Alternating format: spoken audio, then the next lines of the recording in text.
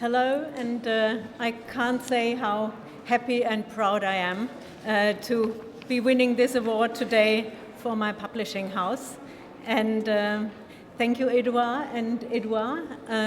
I've known you for so many years, and I can say you've opened up my horizon to the international world of cookery. And you've given the limelight to so many talents, and I've benefited hugely from that. I've met fantastic people at your events here in Paris many years ago. Harumi Kurihara, Claudia Roden, who I'm so happy to be publishing now, and proud to know I've become friends with many colleagues in the industry, some of whom are here and some of whom I'm closely working together with now. I want to mention Bruni, I want to mention Kyle and Martin, and now the colleagues from Hill Publishing, whom I only met yesterday.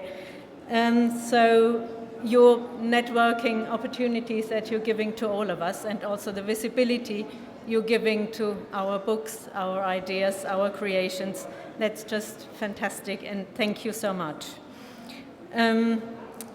I've been a cookbook publisher for over 20 years, and in my general list I can say that my heart is especially beating for the culinary books I'm so happy and lucky to be producing.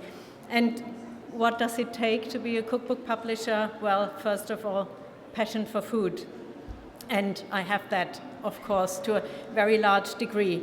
It also takes curiosity in not only food, but also in people and in cultures, and much of that comes to fruition in the books that we create. It also takes a love and a joy in telling stories.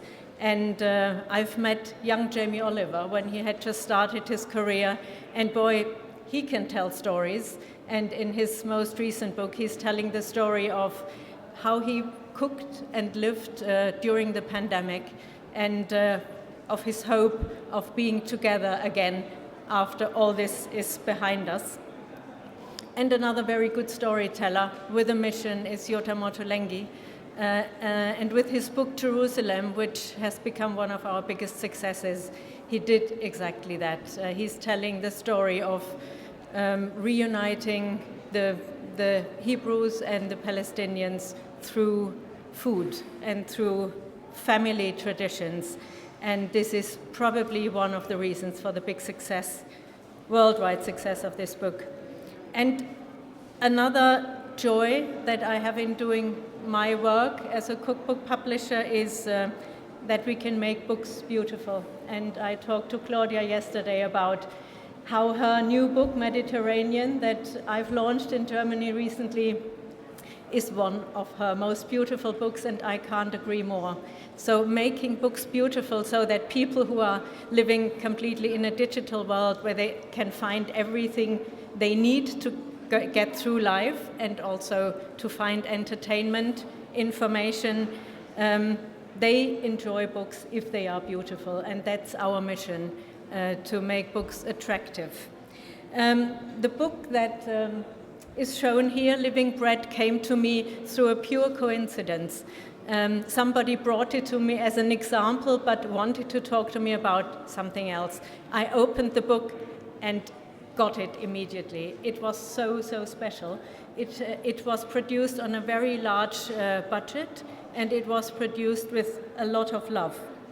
The original title, it's an American book that I translated for the German market, is published under the title of Living Bread, and it's a fantastic example of someone who knows everything about the subject and who found a photographer who put this together with him into the most comprehensive, most fantastic story of bread and bakers.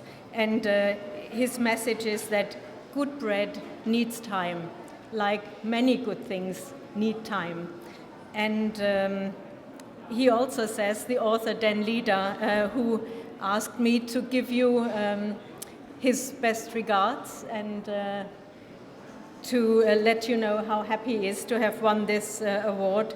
He says bread is universal, and it's very true. It's something that reunites us more than most other foods. So I thank you once again. I hope to be here again next year, and I look forward to many more meetings and discussions and exchange and beautiful books that we can do together. Thank you.